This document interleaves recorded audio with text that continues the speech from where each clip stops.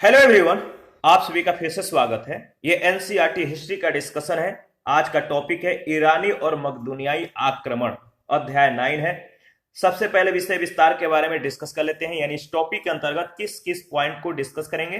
तो ईरानी आक्रमण के बारे में, सिकंदर का आक्रमण, सिकंदर के समकालीन यूनानी लेखकों का जो विवरण है इसके बारे में भी डिस्कस करेंगे। इसके बाद सिकंदर के संक्षिप्त जीवन वृत्तांत के बारे में, सिकंदर के बाद लेखकों का जो विवरण है इसके बारे में भी डिस्कस करेंगे, और लास्ट में सिकंदर के आक्रमण के परिणाम के बारे में भी डिस्कस करेंगे। तो सबसे पहले ईरानी आक्रमण के बारे में डिस्कस कर लेते हैं। याद रखिएगा, जिस समय मगध के राजा अपने साम्राज्य का विस्तार कर रहे थे उसी समय ईरान के हकमानी शासक भी अपने राज्य का विस्तार कर रहे थे। तो मगध के राजा जिस समय अपने साम्राज्य का विस्तार कर रहे थे उसी समय ईरान के हकमानी शासक भी अपने राज्य का विस्तार कर रहे थे। भारत पर आक्रमण करने में पहला सफलता दारा प्रथम को प्राप्त हुई थी, जो साइरस का उत्तराधिकारी था। तो भारत पर आक्रमण करने में पहली सफलता किसको प्राप्त हुई? दारा प्रथम को, और ये साइरस का उत्तराधिकारी था। दारा प्रथम के 3 अभिलेखों बेस्तून, पर्सिपोलिस एवं नक्शे रुस्तम से यह सिद्ध हो जाता है कि उसी ने सर्वप्रथम सिंधु नदी के तटवर्ती भारतीय भूभागों को जो है अधिकृत किया था। उसने पंजाब, सिंधु नदी के पश्चिम के क्षेत्रों और सिंध के कुछ क्षेत्रों को जीतकर अपने साम्राज्य में मिला लिया। यह क्षेत्र फारस का विश्व प्रांत या क्षत्रपी बन गया। फारस साम्राज्य में कुल 23 प्रांत थे। फारस साम्राज्य में कुल कितने प्रांत थे? 23 प्रांत थे, याद रखिएगा। भारतीय क्षत्रपी में सिंधु, पश्चिमोत्तर सीमा प्रांत व पंजाब के सिंधु नदी का पश्चिमी भाग सम्मिलित था। संपर्क के परिणाम, ईरानी लिपिकार भारत में लेखन का एक विशेष रूप ले आए जो आगे चलकर खरोष्टी के नाम से प्रसिद्ध हुआ। यह लिपि अरबी की तरह दाएं से बाईं ओर लिखी जाती थी। याद रखिएगा, बहुत ज्यादा इंपॉर्टेंट है। खरोष्टी लिपि किस तरह से लिखी जाती थी? दाईं से बाईं ओर। और यहां से प्रश्न कई बार पूछे गए हैं। पश्चिमोत्तर सीमा प्रांत में ईरानी सिक्के भी मिले हैं जिनसे ईरान के साथ व्यापार होने का संकेत मिलता है। अशोककालीन स्मारक, विशेषकर घंटा के आकार के गुंबद, कुछ हद तक ईरानी प्रतिरूपों पर आधारित हैं। अशोक के राजादेशों की प्रस्तावना और उनमें प्रयुक्त शब्दों में ईरानी प्रस्तावना व उनका प्रभाव देखा जा सकता है। देखिए, ईरानियों की सहायता से ही यूनानियों को भारत की अपार संपत्ति की जानकारी मिलती है। ठीक है, क्या हो जाता है? जो ईरानी है इनकी सहायता से यूनानियों को भारत की अपार संपत्ति जो है इसकी जानकारी मिली थी या मिल जाती है। तो याद रखिएगा। और अगर बात करें तो देखिए, सिकंदर के आक्रमण के समय जो भारत के स्वतंत्र राज्य थे वो था, पहला तक्षशिला, शूद्रक, पटलेन, पुरु, आस्पेसियन, निसा, गुरेयंस, प्यूकेलाओटिस, अस्केनोस, अर्सेक्स, संबोस, सोद्राई, अगलसोई, सिबोई, गंदारिस, ग्लौकनिकाय, ओसेडियोई, मलोई, मोसिकनोस, आबस्टनोई, जाथ्रोई, ठीक है, फेगेला, अद्रेस्तई, अभिसार, कैथियंस, सोफाइटस, मसनोई और लास्ट है ऑक्सिकनोस। देखिए, पंजाब और सिंध के क्षेत्र में 28 स्वतंत्र राज्य थे। याद रखिएगा। सिकंदर का आक्रमण, सिकंदर मैसिडोनिया के छत्र फिलिप सेकंड का पुत्र था। फिलिप द्वितीय का यह पुत्र था। सिकंदर के आक्रमण के समय पश्चिमोत्तर भारत अनेक छोटे छोटे राज्यों में विभक्त था, डिवाइड था, जिनमें कुछ राज गणतंत्रात्मक और कुछ राज राजतंत्रात्मक थे, जिन्हें अलग अलग जीतना सिकंदर के लिए आसान था। सिकंदर यूनान के राज मकदूनिया का शासक था। याद रखिएगा, सिकंदर यूनान के राज मकदूनिया का शासक था। वह अपने पिता के मृत्यु के बाद 336 ईस्वी पूर्व में गद्दी पर बैठा। इसने, याद रखिए, काबुल और सिंध के मध्य सिकंदरिया नामक नगर की जो है स्थापना की थी।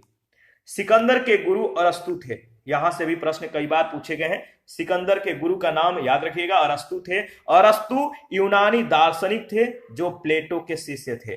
सिकंदर के गुरु का नाम अरस्तु, और अरस्तु ये यूनानी दार्शनिक थे जो अरस्तु जो थे ये प्लेटो के शिष्य थे। उनका जन्म एस्टगेरिया नामक नगर में हुआ था, एस्टगेरिया।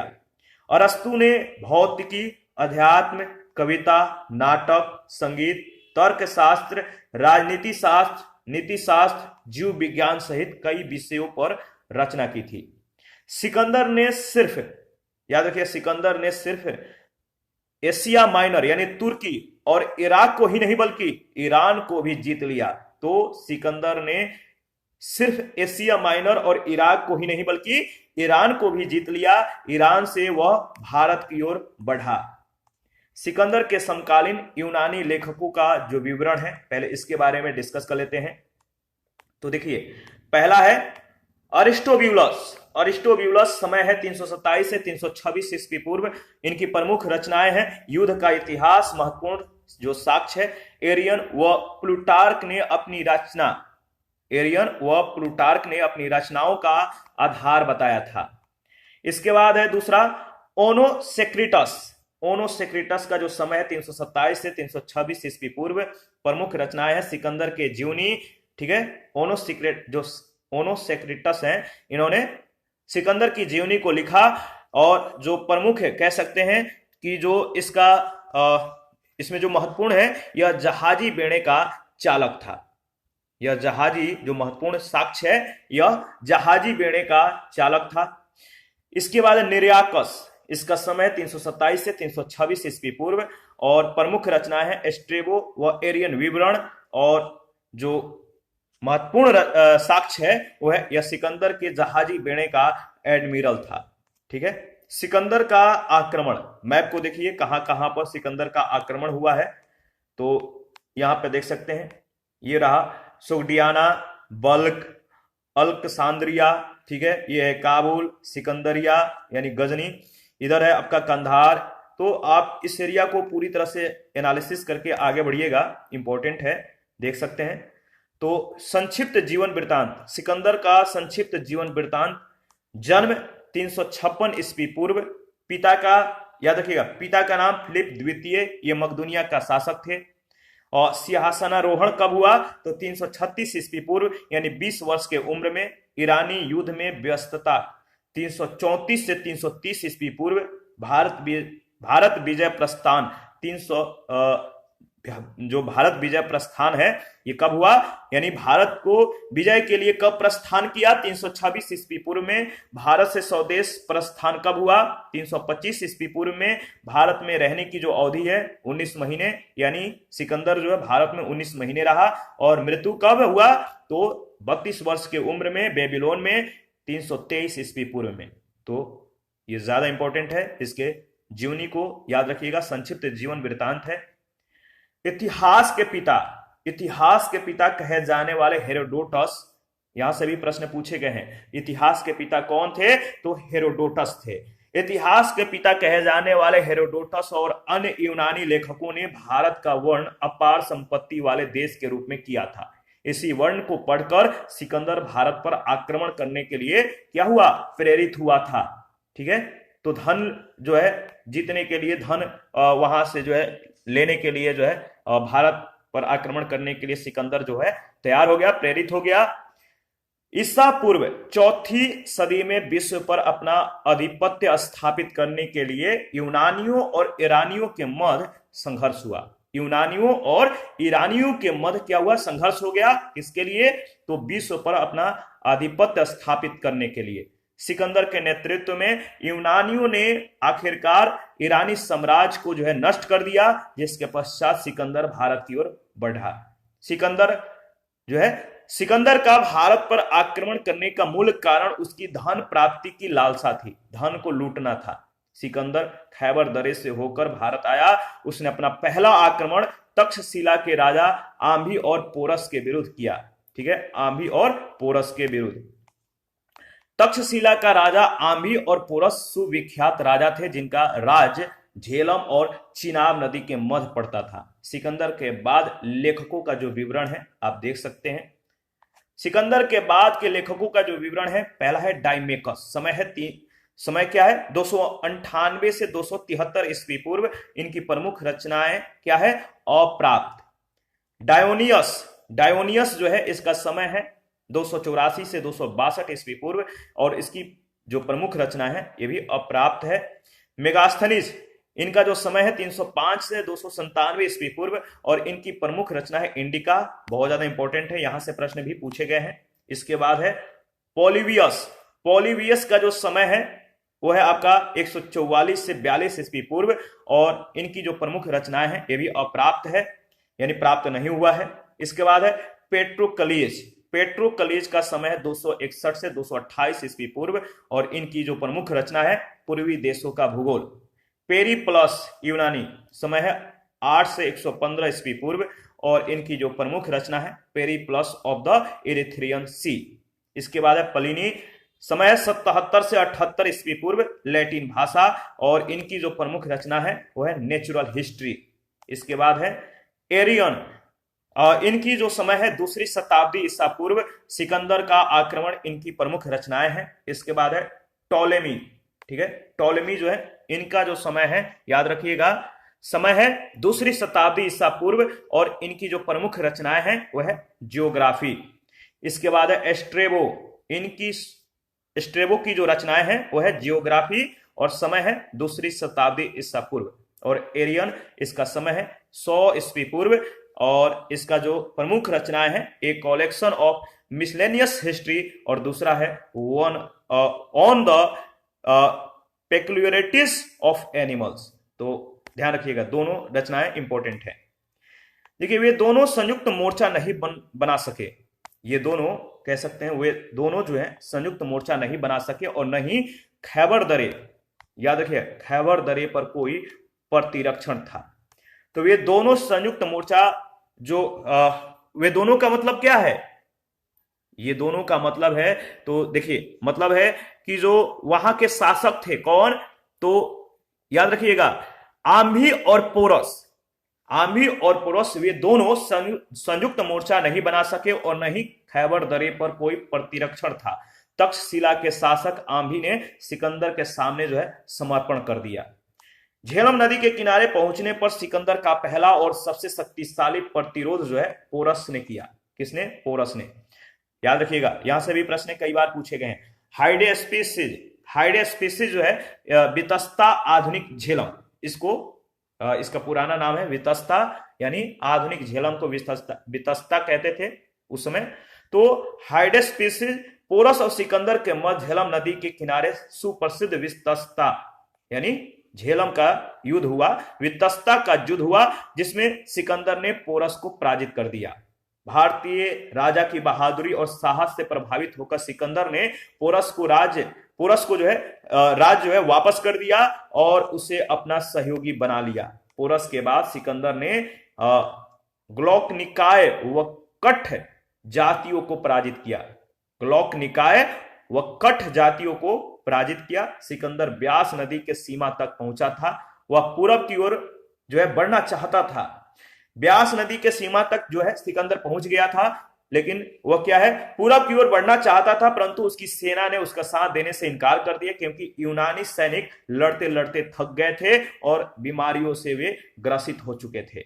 यूनानी इतिहासकार एरियन ने लिखा है कि युद्ध कला में भारतवासी अन्य तत्कालीन जनों से जो है अत्यंत श्रेष्ठ थे। यूनानी सैनिकों को यह ज्ञात था कि गंगा के तट पर एक शक्तिशाली साम्राज्य है। मगध पर नंद वंश का शासन था, उसकी सेना जो है सिकंदर की सेना से कहीं अधिक विशाल थी। तो नंद वंश का मगध पर नंद वंश का शासन था और उसकी सेना नंद वंश की जो सेना थी सिकंदर के सेना से कहीं अधिक शक्तिशाली थी, विशाल थी, जिसके कारण सिकंदर की सेना ने आगे बढ़ने और युद्ध करने से इनकार कर दिया था। सिकंदर ने दुख भरे स्वर में कहा, मैं उन दिलों में उत्साह भरना चाहता हूं जो निष्ठाहीन और कायरतापूर्ण डर से दबे हुए हैं। तो सिकंदर जो है दुख भरे स्वरों में कहता है कि मैं उन दिलों में उत्साह भरना चाहता हूं, जोश भरना चाहता हूं जो निष्ठाहीन और कायरतापूर्ण डर से जो है दबे हुए हैं। और इस प्रकार वह राजा जो अपने शत्रुओं से कभी नहीं हारा परंतु अपने ही लोगों से हार मानने को जो है वह विवश हो गया।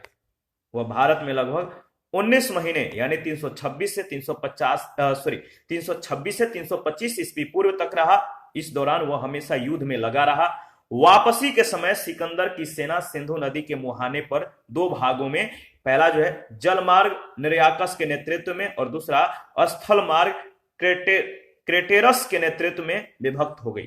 तो दो भागों में वहां पे जो है सिंधु नदी के मुहाने पर जो सिकंदर की सेना है विभक्त हो जाती है, एक जल मार्ग के द्वारा और दूसरा स्थल मार्ग के द्वारा। जल मार्ग का जो नेतृत्व करता है वह है निरयाकस और स्थल मार्ग के जो मतलब नेतृत्व करता है वह है क्रेटेरस। भारतीय भूभाग पर सिकंदर की अंतिम विजय पाटल राज्य के विरुद्ध थी। किस राज्य के? पाटल राज्य के। उसने अपने भूभाग को 3 हिस्सों में बांट दिया और 3 यूनानी गवर्नरों के साथ जो है हाथ मतलब उनके हाथों में सौंप दिया, उसके साथ हाथ मिलाया, स्थानीय शासकों के हाथों में सौंप दिया।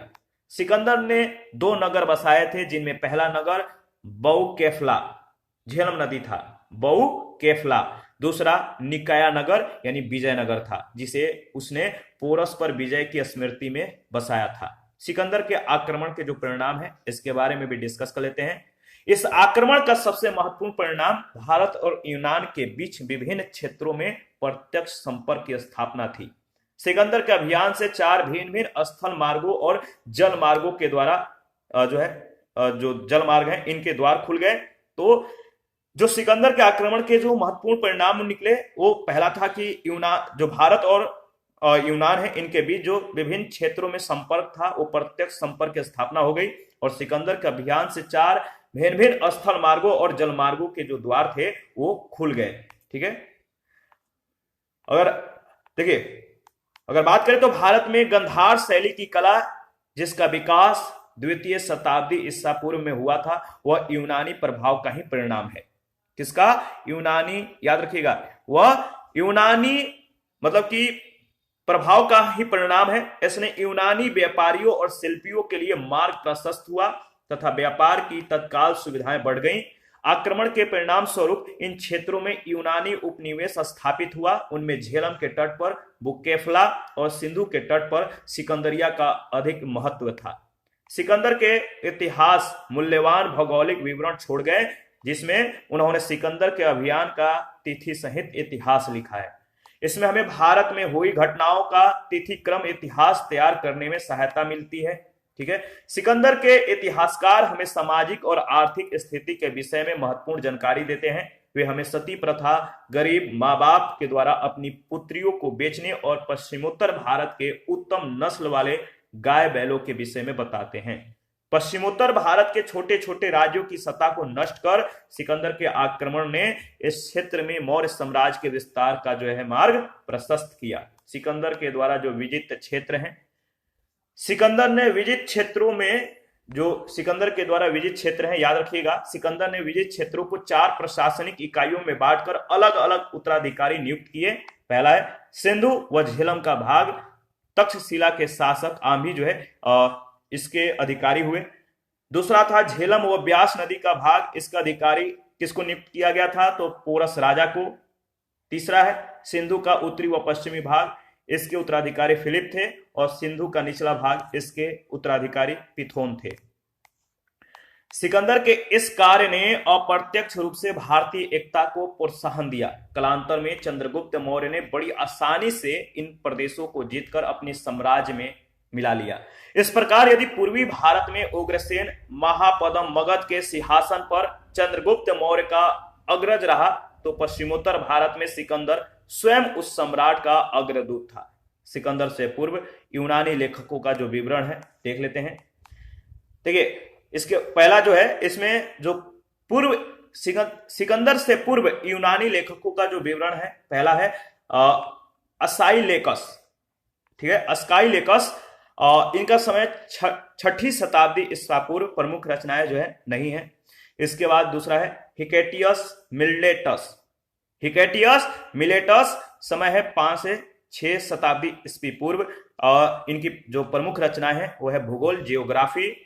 तीसरा है हेरोडोटस, समय है 484 से 431 ईस्वी पूर्व, हिस्टोरिका इनकी प्रमुख रचनाएं हैं। इसके बाद है कैसियस, समय है 416 से 398 ईस्वी पूर्व, यानी 5वीं सदी, और इनकी जो प्रमुख रचनाएं हैं वो है इंडिका व पारसिका। याद रखिएगा, इंपॉर्टेंट है। सिकंदर से पूर्व यूनानी लेखकों का जो विवरण है 4 है। 4 लेखकों का विवरण दिया गया, समय और इनकी प्रमुख रचनाएं क्या क्या हैं, ज्यादा इंपॉर्टेंट है। इसी के साथ आज का सेशन समाप्त करते हैं। नेक्स्ट सेशन में मौर्य युग के बारे में डिस्कस करेंगे। आप अपनी प्रतिक्रिया देते रहिए, आपके प्रतिक्रियाओं का हमें बेसब्री से इंतजार रहता है।